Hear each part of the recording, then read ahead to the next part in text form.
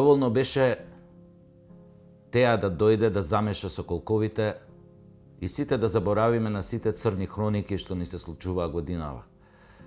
Од скандалот на онкологија до ова последното убиството на Вања и Панче. Тие сме какви што сме. А зошто сме такви? И зошто е светов духовно, душевно, емотивно, психички растроен? Ке зборувам со мојот вечерашен гостин. Јас сум Сашо Тасевски, а ова е лизгачки старт на М телевизија.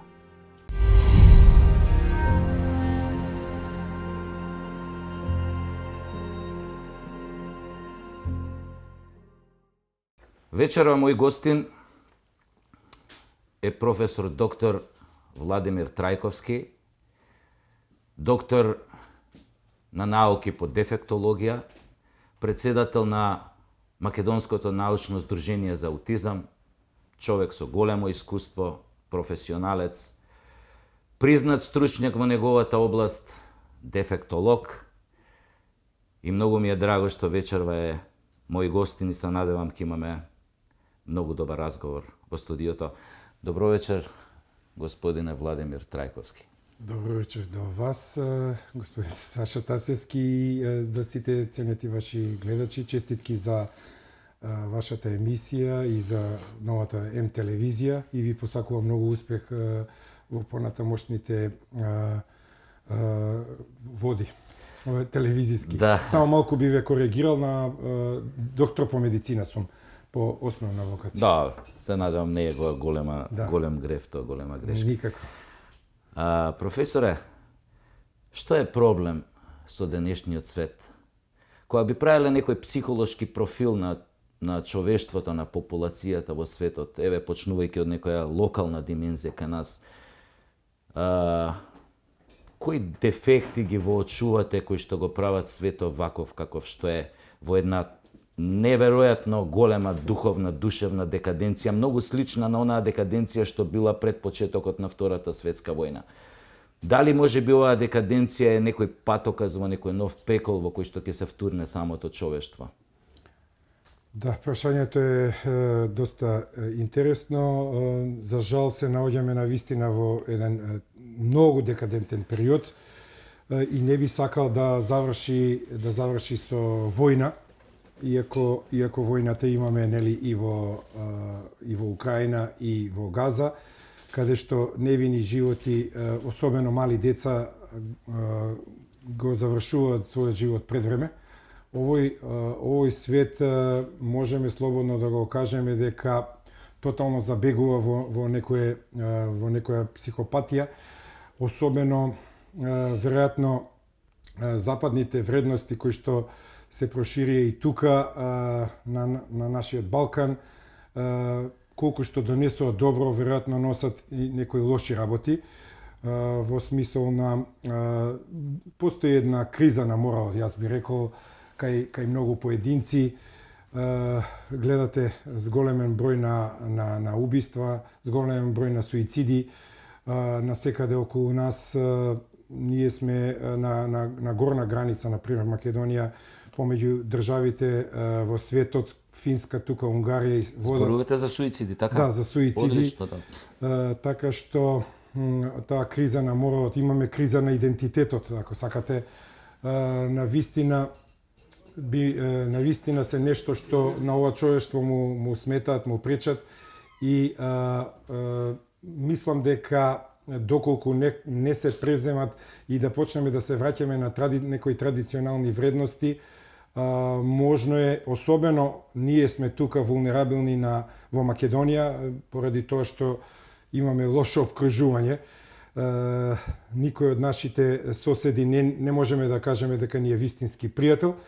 Може би северниот сосед во последните неколку години со некои потези, иако не сум југоносталгичар, но барем не малтретираат, не оспоруваат. Не оспоруваат, да, и со признавањето на Македонската православна црква направи еден потек на добра волја. Сметам дека мора да ако го земеме еве и образованието кај што работам јас, ние уште во основно училиште создаваме ние деца кои што не толку квалитетни како што биле нашите генерации. Значи не се вложува многу во образовниот систем. Имате некои си 0,3 до 0,4% Министерството одвојува за наука, што е поразително, страшно поразителен факт. Децата доаѓаат неедуцирани во средно училиште, доволно ги интересираат игрички, забава и така натаму, многу рано одат во некои сега, не сите, нормално, не сакам да генерализирам, во алкохолизам, наркоманија и тука веќе ние на факултетот добиваме некој полупроизвод, би рекол, наместо да добиеме производ кој што ние не можеме на 19-20 години да го едуцираме и да добие вистинска диплома. Што е според вас проблемот, причината што нашата младина, па и оние кои што се поблиску до нашата возраст се толку опчинети, да кажам, маѓепсани од таа турбофолк култура. Еве сега ја спомнав и теа и сето тоа. Цел тој кич, цел тој, би кажал, цела таа малограѓанштина преточена нели на сцена, со сите тие сексуализирани женски тела кои што нели предизвикуваат кај мажите похот, па дури и кај жените, морам да признам. Што е тоа што не прави толку да не маѓепсува токму таа шунт, токму таа кич култура, таа турбофолк свест? Може би ова што го спомнавте, недоволното образование, тоа е неначитаноста на некој начин, духовната простотија, бедотија и така натаму. Да, имаме, ние се соочуваме во 21 век со духовна бедотија и токму едуцираноста и образованието и лошото влијание, би кажал, од северот, мислејќи тука на турбофолк културата која што започна во Босна и Херцеговина и Србија, кое што гледаме сега преку 5 концерти на Александра Пријовиќ во Загреб, кој што го сметавме нели и Хрватска така како малку по-надмена култура. Па не за џабе се испотепавме меѓу себе, значи горе-доле сме слични. Извинете што ве прекинав. Да, нема проблем никаков. Горе-долу сме слични, да, сме растеле во иста држава 50 и нешто години. Така што сметам дека образованието е основната клетка во смисол на ова и не начитаноста на доволно книги, немање желба за посетување на, еве, вие сте и актер по вокација, за посета на културни настани, драма, театар, значи филм, одење по концерти во македонска опера и балет. Сето тоа која ќе се надоврза, значи со тоа влијание, за да еден Ламбе Алабаковски изјави дека заради Теа Таировиќ која што наполнила одредена дискотека се сели од Македонија. Тоа е навистина, би рекол, пораз на нашиот морал и јас сум еден голем борец против тој кич, против тој шунт и против тој турбофолк. Видете? И со мои статуси на Facebook често пати знам да го критикувам тоа и тука Рамбо Амадеус во неговите песни одлично го опишува, он уште во стартот, во почетокот на 90-тите, дава одлични критики и одлична дефиниција на турбофолк. Значи, он вели дека турбофолкот е некритично користење на некоја технологија. Совладеш некоја технологија и не ја користиш онака како што би можело максимално добро да ја искористиш, ти ја користиш за нешто што е за што не е вредна. Да кажеме, имаш компјутер, имаш на компјутерот све миксети, место да правиш голема музика, не знам, да бидеш или синтесајзер, да бидеш китаро или не знам кој тамо, да не ги спомнуваме, ти правиш турбофолк. Да. Фактички него не ја креваш летвичката на вкусот, туку ја спушташ и под нивото. Да, тоа и јас би додал тука сега, еве јас како давам пример на нашата младина, на студентите, на паузите, јас им пуштам, да кажеме, строго забавна музика и комерцијална музика и им кажувам дека турбофолкот не е добро. Едноставно, сега колку од нив ќе ме послушаат или не, тоа е до нив, но сепак дали некоја музика која што е така инструментална за релаксација на паузите, да ги релаксирам за да може да бидат спремни за следниот час. И често пати сакам да кажам и во академската средина се обидувам да го надминам да ги насочам на некој прав пат, али мислам дека некои од нив ме гледаат дури Да, чудно. да, веќе се Како да сум дојден да, од процесот на индивидуација им е завршен, едноставно тука не може ништо да се направи.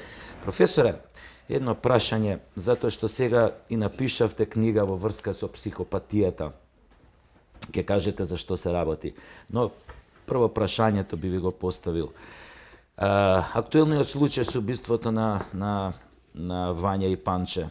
Најверојатно дури тие соучесниците што биле на главниот осомничен не биле свесни за неговите крајни намери, за неговата намера нели да убијат, дури постојат такви информации дека биле збунети, биле исплашени кога малте не со ништо предизвикан завршил наводно некој телефонски разговор и тука го пукал во Вања. Кажете ми, што е тоа што таков некој мастермајнд на злото на кој начин успева да привлече своји соучесници, кои што се еден вид негови следбеници и кои што во ниту еден момент нема да делуваат кај него, да го спречат ако предосетат, ако предчувствуваат дека ќе се случи зло. И уште поважно, се случува злото, што е тоа што ги спречува веднаш во првиот момент кога ќе останат сами, да не отидат во полиција и да кажат ова и ова се случи, вака и вака се случи, јас не сакам да имам ништо со тоа, јас исто бев шокиран, изненаден, не мислевме вака. Така. Каков треба да си тој ум на следбеник, да следиш еден таков злосторнички ум и при тоа ништо да не направиш. Направиш напротив, да го прифатиш злото молчешко, така да кажам. Прашањето е на место и е доста актуелно. Јас во мојата најнова книга, тоа е физиолошка психологија, имам Еве, можете на камерата таму. Едно подпоглавие кое што ги работам сите психолошки, ги обработувам сите психолошки нарушувања, меѓу кои антисоцијалното расстройство на личноста, каде што е нели сваѓа и психопатијата. Сите овие умови се патолошки умови и психопатски умови, би рекол, припаѓаат на едно милие, дури се членови на иста партија. Значи главниот осомничен, за кој што се уште нема нели судење, но сите индици укажуваат дека е тој извршителот. Значи, сега чекаме, нели, не знам зошто толку колегите од судска медицина ги одолжуваат резултатите. Уште нема официјална извештај до за... вчера, колку што следам, нема официјални извештаи, затоа што тие резултати сигурно дека многу би помогнале во истрагата. Мислам дека ако е тој, значи тој е само мастермајндот, односно тој е водачот. Да. Овие се веројатно со малку пониско интелектуално ниво од него. Инаку сите припаѓаат една група на психопати кои што ги карактеризираат импулсивност, никакво постоење на емпатија, лесно потегнување по оружје, понатаму едно психолабилна личност исто така во карактерните црти на личноста и сето тоа би бидејќи предавам нели хумана генетика и физиологија на филозофскиот факултет, би можел да кажам дека има и доста генетика. Значи има студии кои што обработуваат дека, например, 1% до 3% од општата популација во секој општество има психопатски личности. Такви се и во Македонија. Значи оваа група на злосторници влегува во тие 1 до 3%, а доколку направиме анализа по затворите, тој процент расте на 40 до 70%. Значи има доста студии, а сега не би ги замарал вашите гледачи со одредени гени, да ги цитирам кои гени се, зашто тоа не им значи ништо, но има докази, особено на нарушувања, например, има студија дека нивото на глукозата и носачите на глукоза, гените кои што се одговорни, водат до едно одредено ниво на хипогликемија, пониско ниво на шеќери. Потоа имаме одредени студии кои што укажуваат на тоа се еден моноамино оксидаза ензими, кои што исто така се нарушени, се наоѓаат одредени нарушувања дури и во покрај големиот мозок и во малиот мозок. Инаку главните центри, би рекол, за психопатијата, ако можеме така да ги наречеме, се во Се тој предниот орбито, резен, да, во орбитофронталниот кортекс, челниот резен во долната страна. И кај одредени убици во САД, на пример, после извршување на убиството, кога се во затвор, им се правени испитувања и наоѓани со современите позитронно-емисиона томографија техники, токму нарушувања во тој орбитофронтален кортекс.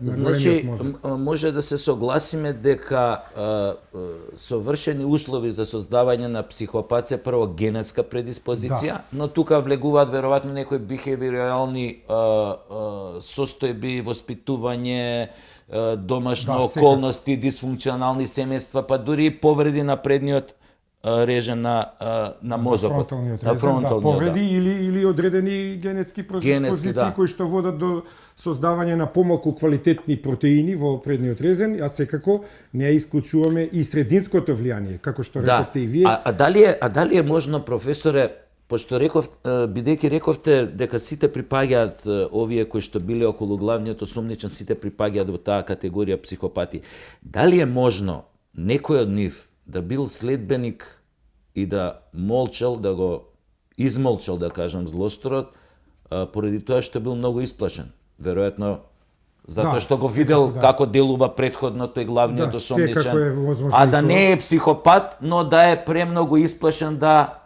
секако се спротистави. Треба да се направат и психијатриски исследувања на сите овие што се веќе во истражен затвор.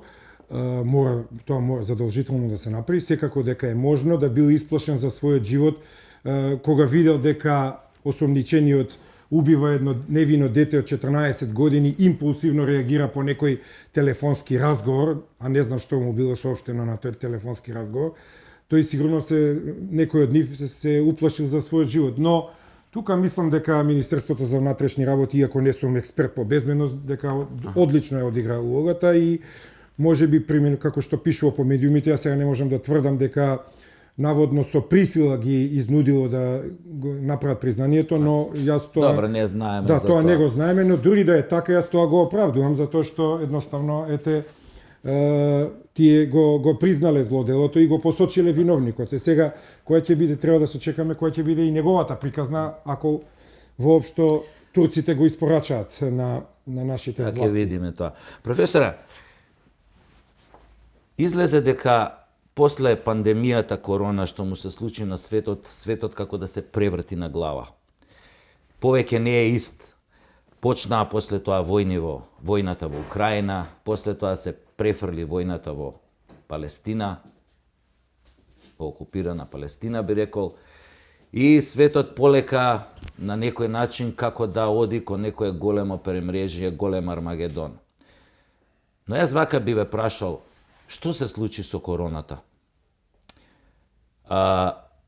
Ние нема да негираме дека постоеше како вирус, затоа што вистина постоеше, значи постојат коронатипна вируси, тоа е факт. Луѓе умираа. Да. Но кажете ми, колку имаше манипулација во она што беше корона кризата? Колку беа потребни карантините? Колку беше потребна вакцинацијата, особено ако си ја прележал веќе еднаш короната? Да, одлично прашање. Токму така сте забележале дека короната и COVID-19 како да беа иницијална каписла за другиве работи и сега тука е повеќе за експерти по геополитика и геостратегија, веројатно да поврзат тоа. Но ја конкретно прашав. Јас сепак би одел во медицински одел. Затоа конкретно прашав за медицински одел. Во медицински одел во короната, ковид пандемијата, ковид болеста како инфективна болест воопшто не е карантинска болест, така што во почетокот здравствените власти и во најсовремените држави тука сгрешија, а нашите здравствени власти само ги следеа, затоа што со карантин вие не можете да спречите респираторен вирус како што е коронавирусот и групата на сите тие корона, алфа, бета, гама, делта и сите што излегува омикрон после тоа. Тоа беше една од првите грешки, а потоа нас сите не учеле, јас пред 30, скоро 30 години имам завршено медицина и се уште се сеќам на предавањата по инфектологија, бидејќи многу го сакав тој предмет и се разбира добив 10. Например, јас сум модел на студии да учам испит со модел на дежурства, кога беше една епидемија на морбили, без никаков страв, затоа што како дете имам прележано морбили и ништо не ми се случи. А овде го погодивте прашањево што ви го постави во центар. Добро, продолжете, фала. А овде сега исто така нас не учеа дека вакцина кога ќе добиеш ти нема шанси, на пример против тетанус, со години си заштитен од тетанус. На пример во војска сте били и вие, сум бил и јас во војска, нас не вакцинира и како деца, нели, и има повеќе дози на дифтерија, тетанус и пертусис. После таа вакцинација вие нема шанси да добиете таа инфективна болест. Овде се случуваше да вакцинирани луѓе добиваат ковид. Значи прво вакцината не беше помината ни сите тие фази од 5 до 10 години се потребни за да имате вие квалитетна вакцина. Сега не би сакал погрешно да ме разберат вашите гледачи. Па не, јас токму затоа викнав и некој човек што се разбира од оваа проблематика. Ќе ви поставам едно друго прашање што се надоврзува на ова. Добро, продолжете, се извинувам. Да, јас не сум ниту проваксер, слеп до коска што велат во народот, а не сум ниту антиваксер, затоа што и јас сум вакциниран, а и моите 3 ќерки исто така се вакцинирани за оние основни болести. И за среќа, бидејќи ние во семејството немаме некои генетски заболувања, психијатриски, невролошки, и за среќа ниту една од вакцините не им делува негативно, барем за сега. Не знаеме понатаму по 20-30 години дали ќе се развијат некои автоимуни заболувања. Но овде, да речеме, таа вакцина заболен, јас исто би кажал низ мојот пример. Јас прележав еднаш во февруари 2021 и целото семејство прележавме, со кој што мајка ми најтешко помина и она заврши на клиника за инфективни болести.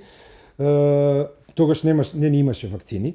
Значи се донесоа непосредно после нашето прележување и после тоа ние сите одлучивме, исто татко ми е доктор во пензија, одлучивме дека не треба да се вакцинираме и не се вакциниравме и сметам дека добро направивме, имајќи предвид сите оние негативни ефекти кои што ги има вакцината, особено кај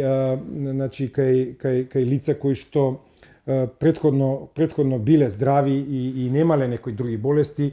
Јас, на пример, познам, сега нема да го именувам, но познам доктор во клинички центар кој што работи, здрав доктор, кој што по вакцинацијата добива автоимуно заболување Жилан-Баре на нервниот систем.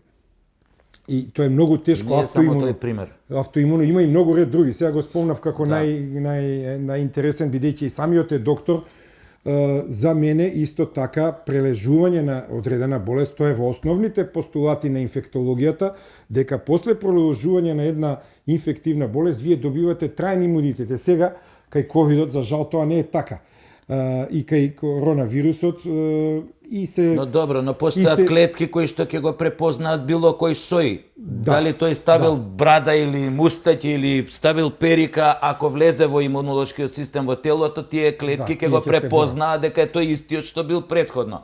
Од таа причина зборувате да им појасниме на гледачите дека оние што прележале немало потреба да се вакцинираат. Тоа беше големата манипулација што ја туркаше светот. Тоа беше големата, инаку дека вакцинацијата спречува од потешка форма, тоа верувам дека е така и од евентуална смрт, тоа верувам дека е така, но да се инсистира и да не им се дозволува на одредени вработени во одредени фирми и компании ширум светот да не може да доаѓаат да си го остваруваат основното право на вработување затоа што не се вакцинирани, тоа беше една тотална еден тотален притисок врз нив, една дискриминација би рекол.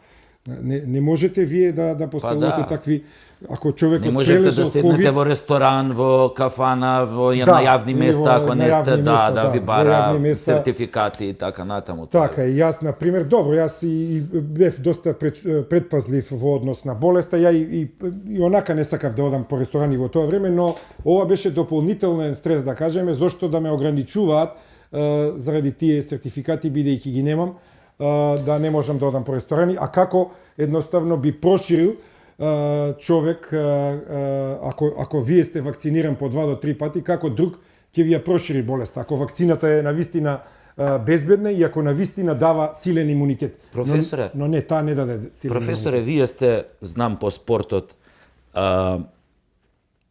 колку е голема веројатноста дека тие вакцини што ги примаа луѓето против ковид, против коронавирусот, се причина за она дене што го гледаме кај многу врвни спортисти ненадена смрт, нагло престанување на работата на срцето или кардиак арест, како го викаат тоа. Колку тоа може да се докаже и колку е веројатноста дека можеби вакцините се причина за Па јас длабоко сметам дека би можело да против коронавирусот, затоа што ако следите во последните 3 години по медиумите, многу млади спортисти и млади лица нагло добиваат напрасна смрт на терен, фудбалери, или пак завршуваат во кома.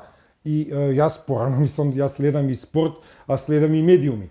Така да никогаш порано допред короната немало толку млади луѓе, здрави луѓе, спортисти да умираат од инфаркт, кардиак арест, напрасна смрт или пак да добиваат тромбози.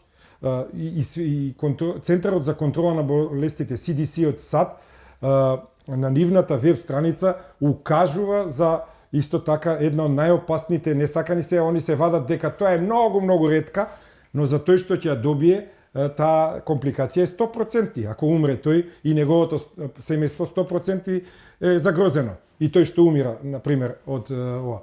Сега треба да се направат студии. Јас не би шпекулирал, но јас чисто како хипотеза поставувам, мора тоа да се позанимаваат овие големиве компании со анализа на тоа, затоа што во последните 3 години на вистина... А може и нема да сака, затоа што да, бидејќи нив им беше и целта да направат милиони. Да, ќе го изгубат профитот. Единствени, ако сите сме губитници со ковидот, само фармацевските компании особено оние што произведува вакцини, стана милиардери. И оние што произведува секако лекови со кои што ние моравме барем симптоматски да го лечиме вирусот, бидејќи каузална терапија не постоеше. Веднаш едно поврзано прашање со ова, затоа што сте вие експерт за аутизам, за спектарот на аутизмот и така. Пред години ви го поставив ова прашање, го знам вашиот одговор, тога што ми го дадовте, сега ќе ви го поставам уште еднаш прашањето. Дали вакцините, оние стандардните, нели, што ги примаа и нашите деца и ние што сме ги примали се, дали може да бидат окинуваат сега или тригер за аутизам? Да, тоа јас го имав и на едно предавање пред да почне пандемијата, некаде септември 2019 во јавна соба, мислам дека се викаше тој простор каде што имаше огромна посетеност, преку 100 луѓе, имаше и експерти од Србија, Хрватска, дојдено, имав предавање за регресивната форма. Да не бидам повторно да се оградам, разбран погрешно од гледачите, за аутизмот, тука можам најмногу да тврдам, бидејќи тоа го работам скоро 25 години, генетската предиспозиција е основата. Значи, некој во семејството, таткото или мајката, мора да ги влечат тие помалку квалитетни гени, да се изразам, мутирани гени, и не е ни битно сега дали е таткото или мајката, кој што и затоа ја често им кажувам и кога доаѓаат кај мене на преглед родителите со децата, да не воопшто се обвинуваат меѓу себе кој е виновен. Тука нема виновници, зашто никој не може да знае какви гени носи, но кај таквата популација еден од окинувачите секако би можел, јас тоа сигурно околу 100 семејства од Македонија ми кажале дека после 13-тиот месец, кога се прима МПР вакцината или ДТПР вакцината, добиле 2 до 3 недели, токму колку што е потребно за таа реакција, да се добие регресија и детето претходно имало некакви зборови и потоа ги губи. Едноставно, кај нив, особено кај децата со аутистичен спектар, кај некој, не велам сите, значи ова е само кај некој, инаку кај огромен процент аутистичниот спектар, 80 до 90, има идиопатска идеологија, што значи непознати се причините, генетски најверојатно. Добро да јасно, но... И не се знае кој е откочувачот, дали е некој вирус, дали е рубела вирусот на црвенката, она позната во народот инфективна болест, дали е херпес вирусот, некои лекарства, значи сето тоа може да биде зрачењето од околината може да биде причинител. Но кај оваа регресивна форма најверојатно се работи за откочување на автоимуните механизми и исто така за недоволно обработување на вакцината од поедени, затоа што имаат некои деца, како што кажав, гени и на крајот на краиштата, јас тука ќе спомнам еден пример од фармакогенетиката.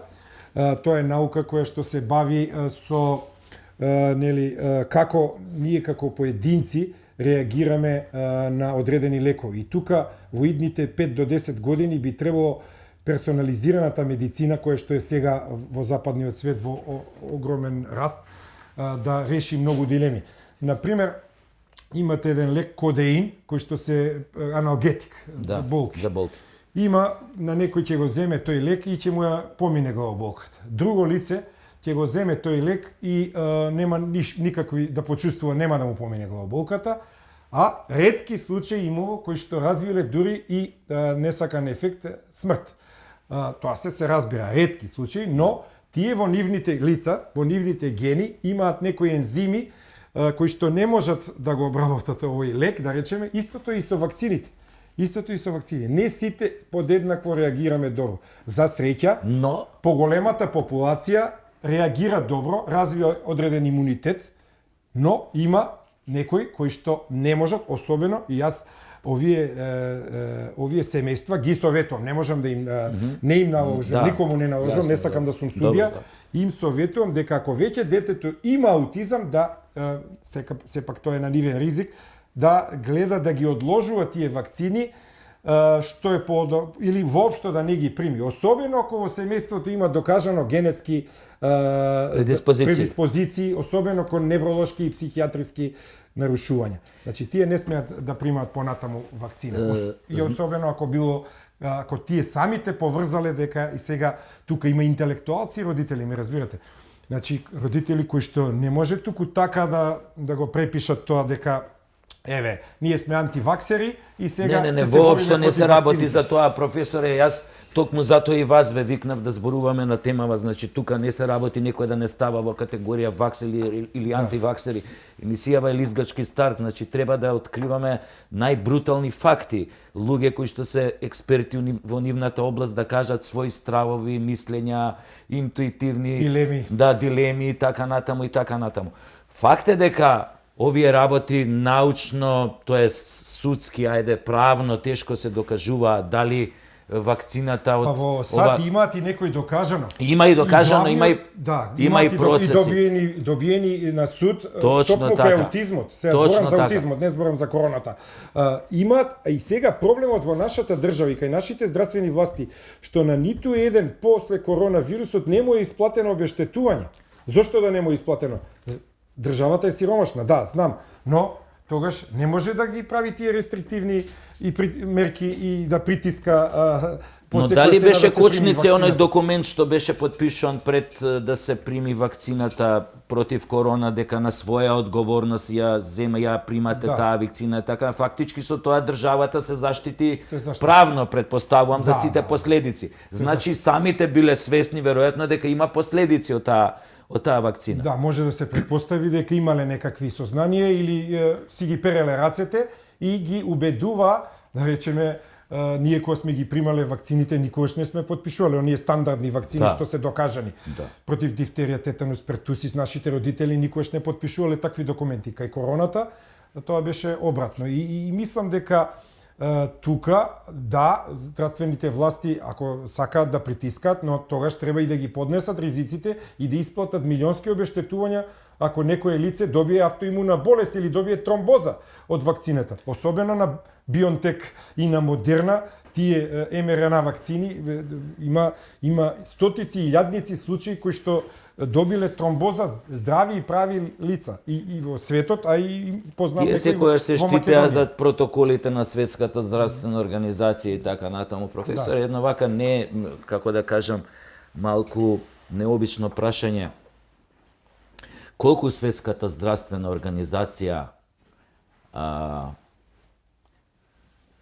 нарачува студии од разни експерти лекари за да заштити одредени фармацевски компании или да протурка некоја своја агенда.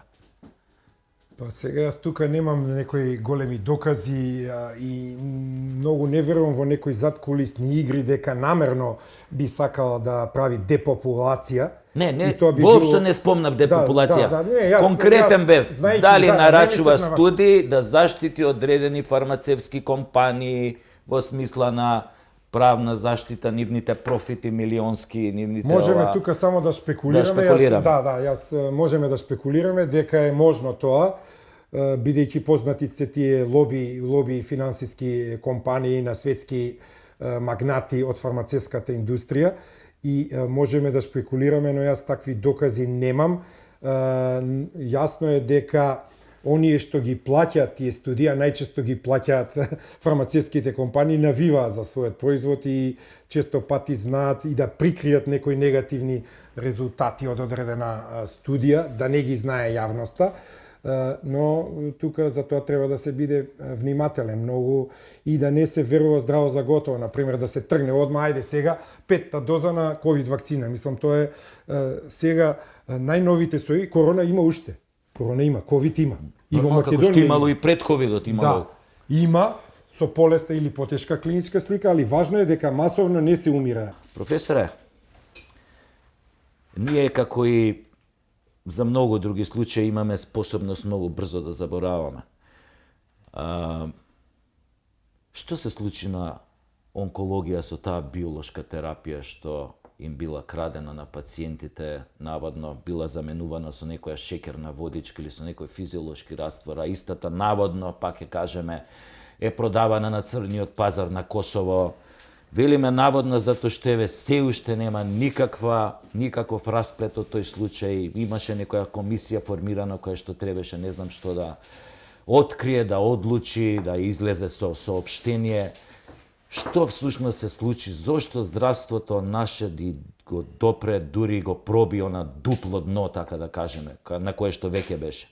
Па тука не знам дали да жалам што не сум директно во здравството и како медицинар не работам директно во некој од клиничките болници или пак да сум среќен што во моментот не сум во здравството, заради тоа што и јас би бил дел од тоа здравство кое што не чини. Точно е дека го проби дното. Овде се работи, мислам дека е тоа точно што се наводно, нели? Иако немаме судски епилог се уште, дали тоа ќе се влече со години или ќе се заборави, како и многу други работи што се случиле во Македонија, но мислам дека тоа е еден антихуман, нецивилизацијски чин да од таа биолошка терапија која што е навистина скапа, да не им се дава на најтешко болните, а тоа се болните со карцином, да се дава или физиолошки раствор или декстроза, не знам што се им е давано, и мислам дека тука сите оние кои што директно, а сигурно се знаат кои се тие што го правеле тоа, сестри и доктори треба директно да одговарат, па и до највисоко ниво.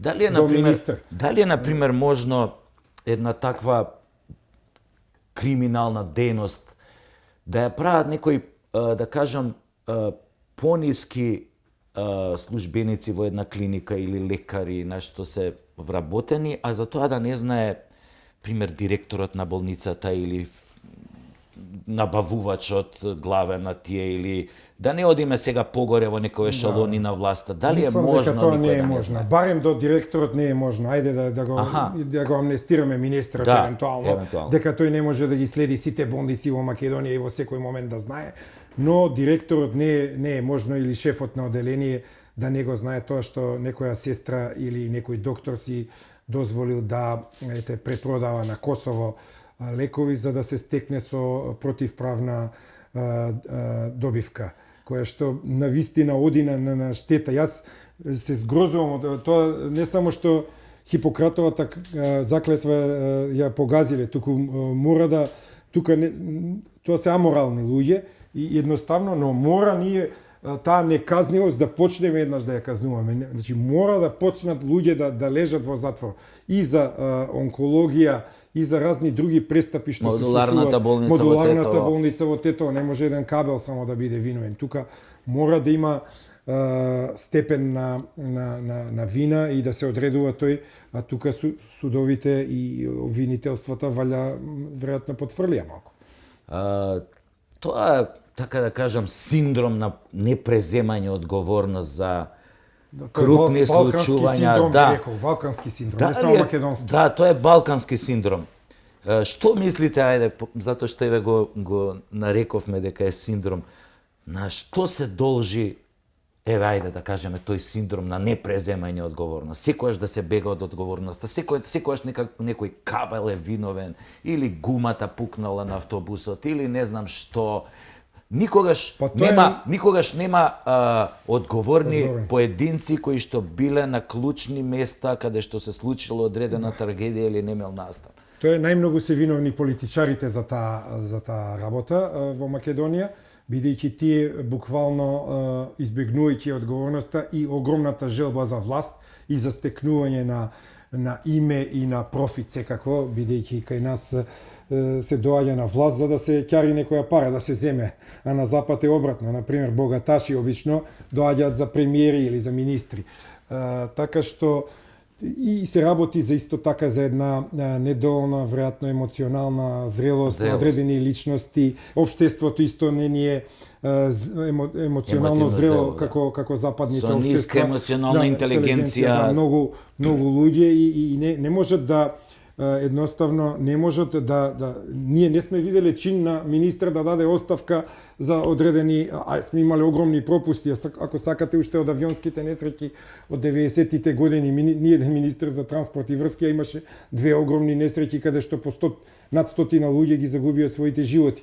Значи, со почетокот од самостојањето од 91 и сето тоа како да се наследува генетски, иако не е генетски, нели? Но со влијание срединско, секоја политичка и лева и десна гарнитура си го префрлаат од еден на друг и не сме виделе еден храбар маж или храбра жена да поднесе оставка на министерска функција после некаква голема несреќа. Значи, веројатно клиентелизмот... Значи, барем морално, не мора кривично да одговара министерот за здравство тогашен за модуларната болница, ма да поднесе оставка заради тоа. Не, тој е најпаметниот, тој е најдобриот министер и така натаму. Не може тоа така, или директорот мора, или некој директор да поднесе оставка. Да, веројатно и со самото тоа што тие директори се назначувани на одредени клучни места да водат или министерства, болници и така натаму, веројатно затоа што се и партиски кадри, па евентуално преземањето одговорност од нивна страна ќе нанесе и штета на партијата, да, и корупцијата е веројатно тука вмешана и така, тоа е некој веројатно врзан круг на садови, некој мајапсан круг од кој што нема излегување. Да, тоа е циркулус вициозус за кој што треба радикални промени во општеството.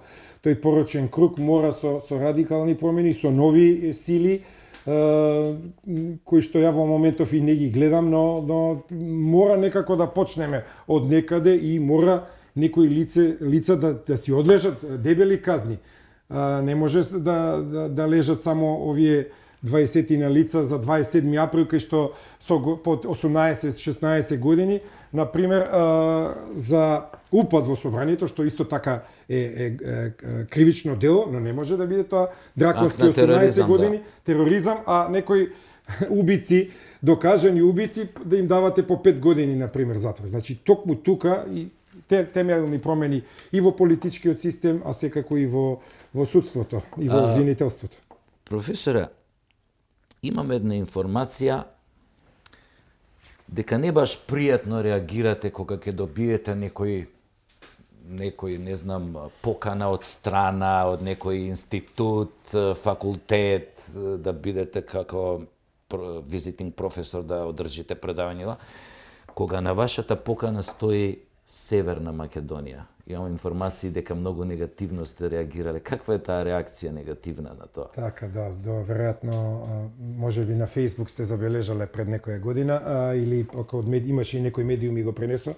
Сега малку завлегуваме и во политички води, но отворена емисија. Ова е отворена емисија, интервју и прво од овој мој тип каде што одам малку надвор од зоната на комфорт. На комфорт, да. Например, аутизмот, генетиката или некои работи кои што навистина ги работам со децении наназад. Па да, токму убаво сте забележале, јас жестоко реагирам на тоа и имаше, сега ќе го дадам и тој пример кој што го пренесува некои медиуми пред 3 години.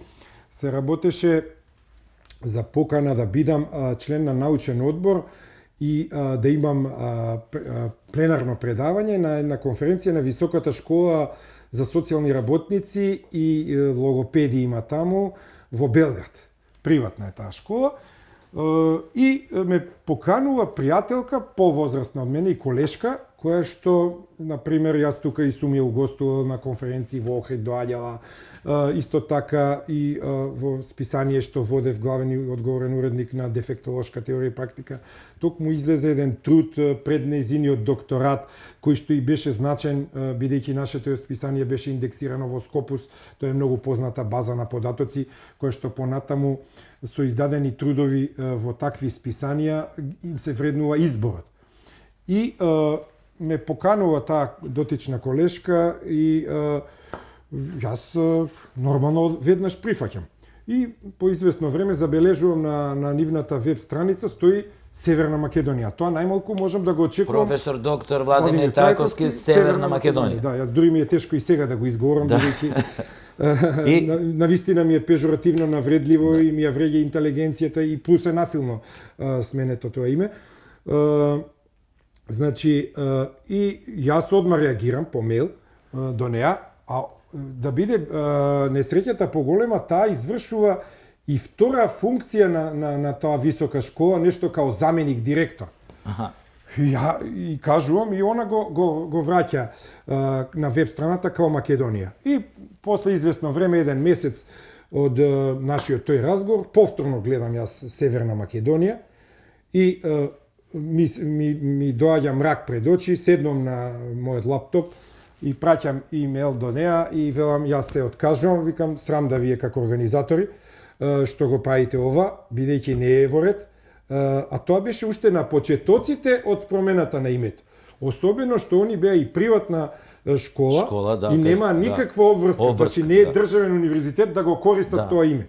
И јас, особено кај земјите од бившата Југословенска република, федерација, реагирам така, заради тоа што барем сметам дека сме живееле во иста држава и треба да се почитуваме. Треба да се почитуваме, да.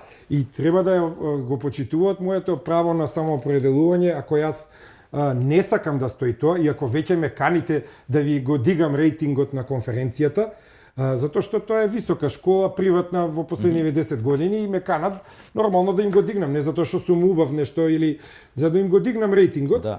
И едноставно вие се зачудувате и јас во истиот момент и ги прекинав и личните контакти со не ми треба како колешка и пријателка кога не ми го почитува моето право.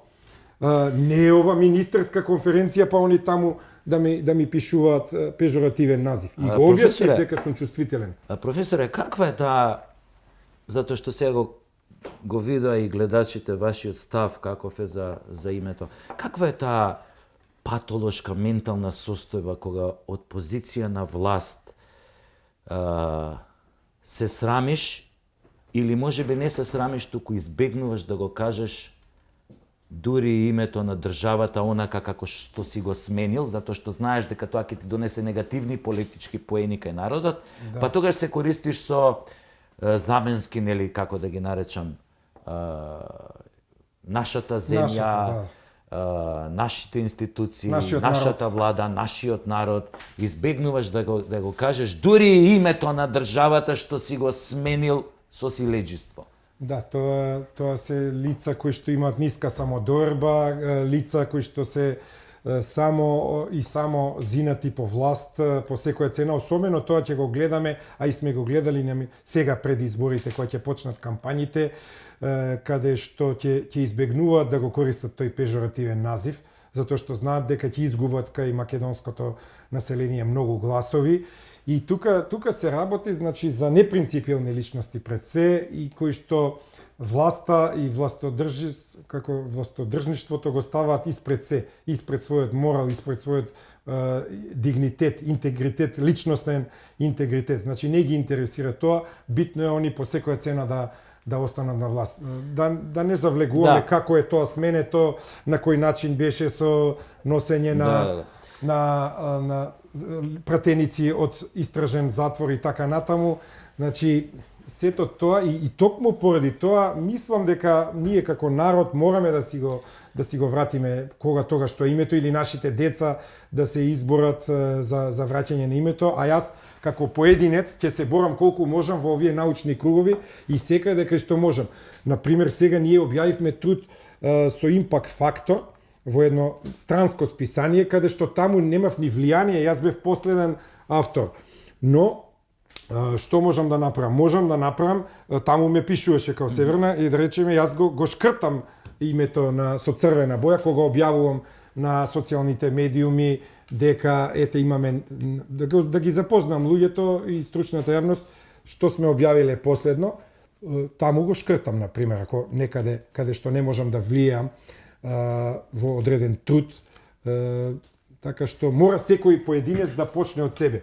Актерите, музичките естрадни уметници, политичарите од опозицијата и останатите мора лично да се бориме секој од свој аспект да некако ако успееме некогаш да тргнеме таа срамна референца. Да, за жал излегува дека е точно на што една будала може да расипе после 1000 паметни не може да поправат. Уште едно прашање во врска со ова, па ќе одиме нели на крајот на емисијава. Професоре, дали ги паметите вашите прабаба, прадедо? Дали ги паметите?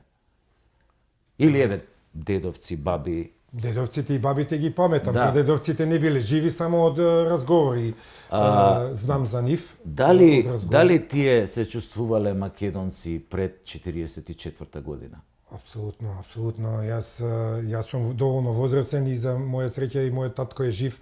92 години има сега и што вели тој на пример пред 31-ва? Како се чувствувал во 39-та, 40-та година? Апсолутно како македонец, нема тука дилеми и сето ова што доаѓа од нашиот источен сосед е небулозно, директно оди кон загрозување на нашиот идентитет и мислам дека тука не смееме никако да попуштиме како народ и како нација, македонска нација, не смееме да пропуштиме пред тие притисоци затоа што воопшто не станува ни збор за некакви си бугарски корени или на бугарски, нашиот дека е наследство на македонскиот јазик.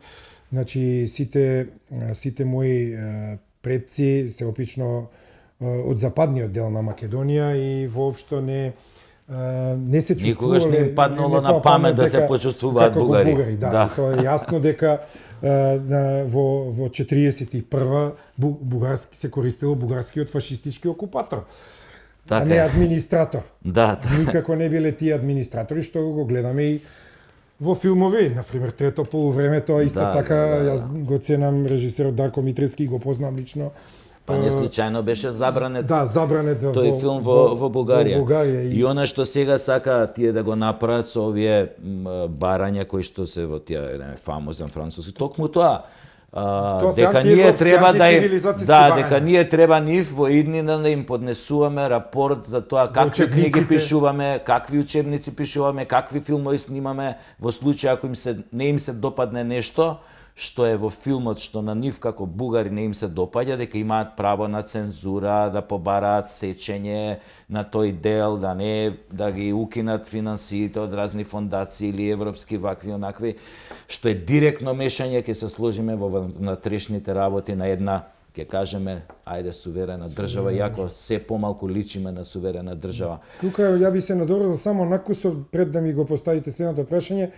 Токму поради тоа и сигурно сте читали и вие, во последните денови од Министерството за образование и наука не може да најдат рецензенти за учебниците по историја, затоа што ни еден студент и завршен историчар, значи студент мислам на нашиот филозофски факултет, кој што завршил на Институтот за историја, не сака воопшто да влезе во такви комисии да рецензира учебници каде што ќе се фризира историјата. Да, историски невистини и по кејфот на нашиот источен сосед. Да, веројатно е точно тоа што го рековте, дека единствено она што ни преостанува сега да се избориме за нашиот идентитет, да не биде избришан, е сечи индивидуален напор, Да, почнувајќи од вас, мене, некој друг, трет, секој што е на својата работна позиција да се обиде да се бори против Да. тој монструозен обид за бришање на идентитетот што го спроведува оваа Исто власт. и по мејлови, например, јас кај странските партнери што ми се во разни проекти, најбанален пример сега ќе ви кажам, последната реченица пред да го пишам моето име и презиме е Best regards from Macedonia. Ни Репаблик ставам, ни ништо. Директно, Миследенија, да. Best regards from Macedonia. На сите.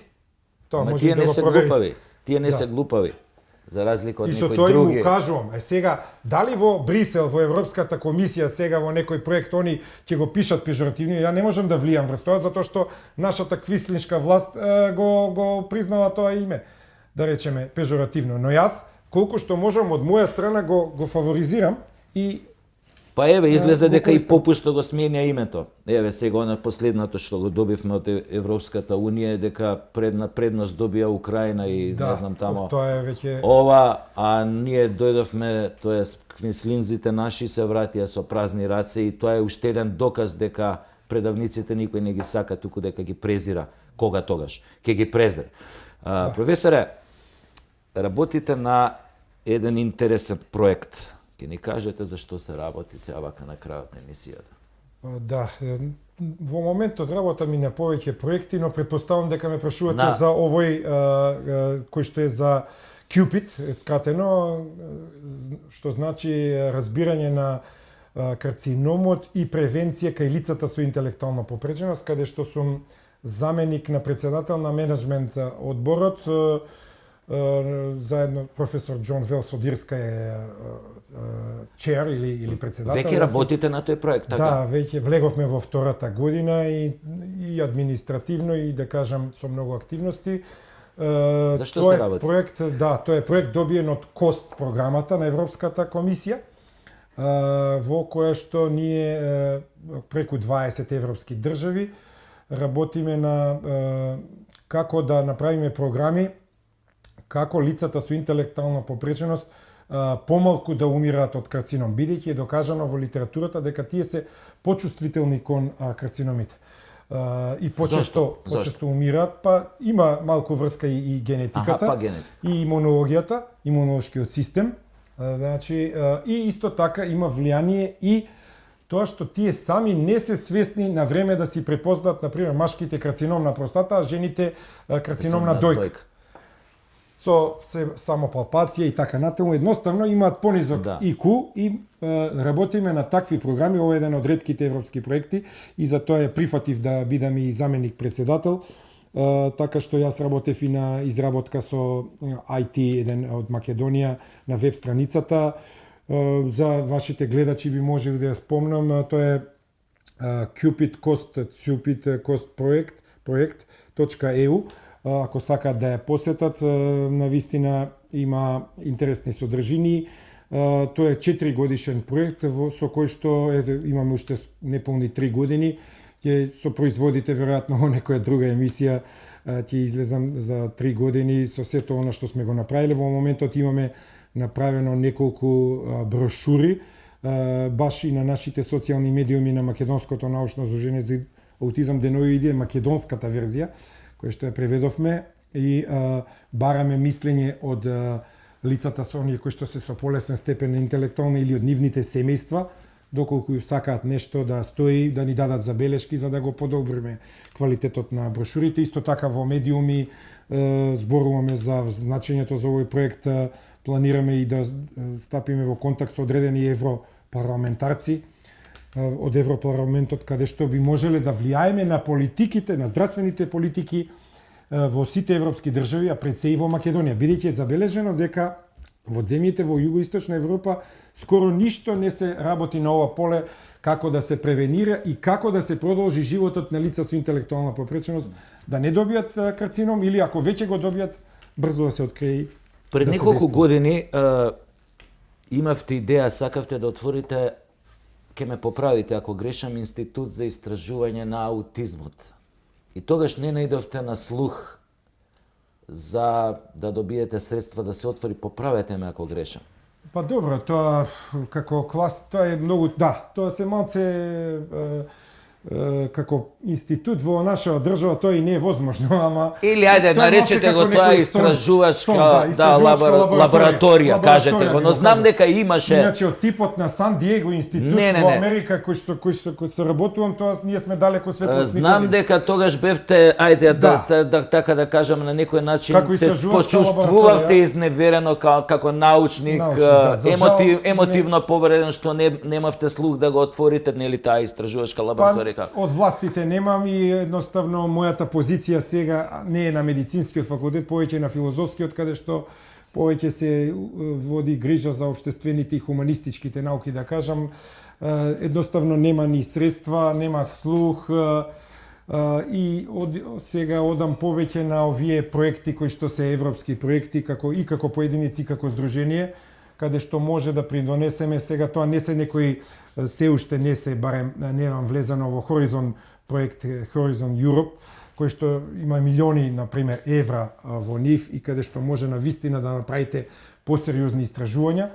Но моите првични истражувања со оние средства кои што ги имавме од мојот докторат во период 99-2002 за аутизмот, направија големи резултати и доста се цитирани тие мои трудови од кои што произлегува од докторатот заедно со тимот од Институтот за имунобиологија и хумана генетика, со мојот ментор, би го спомнал професорот Мирко Спировски, објавивме 3-4 сериозни трудови на англиски јазик во светски списанија кои што денес ги цитират и дадовме еден мал придонес, значи во тој мозаик на светската аутизмологија, дека има многу имунолошки и имуногенетски нарушувања кои што стојат во позадина кај лицата со аутизам.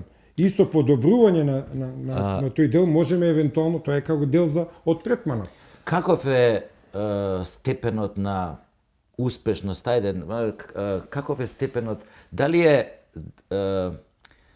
на некој начин македонските експерти кои што се во таа област, кои што се справуваат со аутизмот, колку успешно му се спротивставуваат, како е тоа организирано кај нас, дали може нешто многу повеќе да се направи, онака чисто во кратки црти. Да. Па може секогаш кога се сака, но до сега сите власти немале слух за тоа. За разлика од Запад, ние сме многу подолу. Касниме за Соединените Американски држави 30 на години. Во последниве 10 години би можел да кажам дека се работи доста подобро отколку порано. Кога јас почнував да се занимавам со аутизмот, например, јас кога почнував, воопшто не знаеа стручњаци што е аутизам. Го меша со шизофренија, со интелектуална попреченост, тогаш ментална ретардација и така натаму. Може многу да се направи, но треба системски подобрувања, пред се во Министерството за образование и наука, Министерството за труд и социјална политика и Министерството за здравство. Треба повеќе пари, државата мора да го одврзе кесето и да не бидат сега пред избори само ветувања за семејствата кои што имаат деца или лица со аутистичен спектар. Например, еве за возрастни лица кои што имаат над 27 години. Ништо не е направено во Македонија. Јас бев ментор на две дипломки, едната во 2010-та, другата во 2019-та, кој што обработува тема слична за вработувањето со различни прашалници, анкетни, и двете најдоа поразителни податоци дека 0% од лицата со аутизам во Македонија се вработени. А тие, и тоа како можат да придонесат во одредени подрачја лицата со аутизам.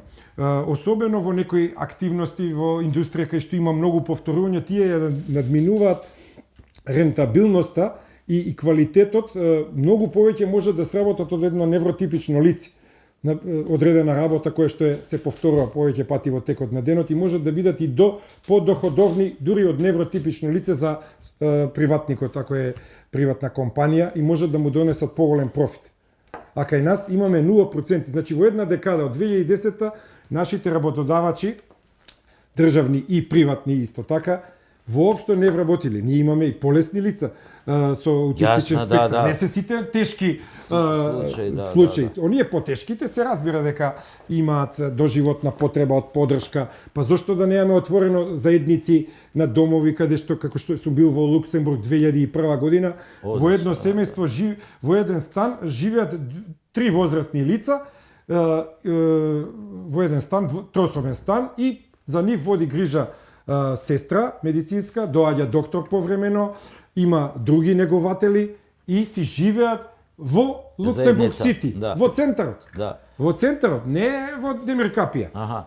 Еве апел до, драга публико, до вас работодавачите.